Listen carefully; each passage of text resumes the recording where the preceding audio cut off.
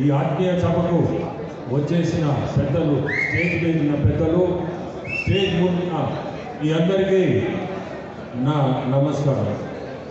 ఈరోజు ఈ ఆత్మీయ సభ పెట్టడం కూడా మీ అందరూ పరిచయం కావాలని, ప్రతి ఒక్కరు కూడా అసలు ఎవరు ఈ పార్లమెంట్ సభ్యుడు అంటే మన ఎమ్మెల్యే క్యాండిడేట్లు చాలామంది చూసి ఉండరు.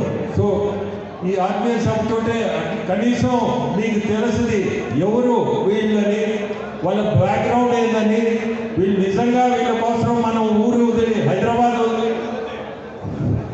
హైదరాబాద్ వదిలి నెల్లూరు వాళ్ళ సొంత ఊర్లకు పోయి మనం ఈ ఎలక్షన్లకి మనం క్యాంపెయిన్ చేయాలా పర్లేదా అనే దానికే ఇది. మీ అందరినీ నేను కోరుకునేది ఒకటే, మీరు 10 రోజులు ఇక్కడ ఉద్యోగస్తులు కానీ, వ్యాపారస్తులు కానీ, చదువుకునే వాళ్ళు కానీ, ఓటున్న చదువుకునే వాళ్ళు కానీ ప్రతి ఒక్కరిని కోరుకునేది 10 రోజులు మీ ఊర్లకు వచ్చి, మీ పల్లెలకు వచ్చి కనీసం ఫలాని అభ్యర్థి పోటీ చేస్తున్నాడని మా 7 మంది అభ్యర్థులు నన్ను పార్లమెంట్ మెంబర్గా మీరు కనీసం ఒక్కొక్కరు ఒక 50 ఓట్లు సంపాదిస్తే దాదాపు 15-20 వేల మంది ఉన్నారు ఇక్కడ మన పార్లమెంటు పరిధిలో.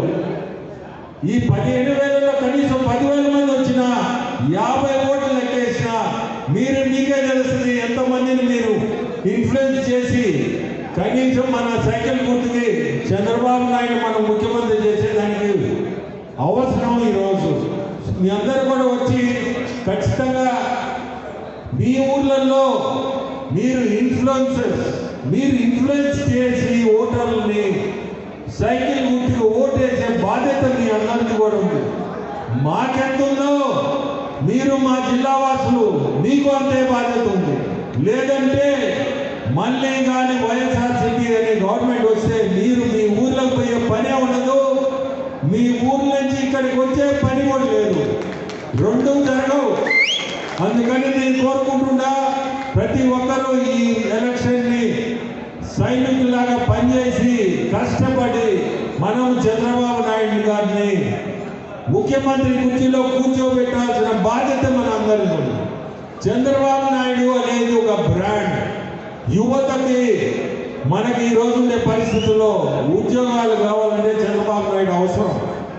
అతనికి మన దేశంలోనే కాదు ప్రపంచంలోనే ఆ బ్రాండు క్యూలో కడతారు పరిశ్రమవేత్తలు.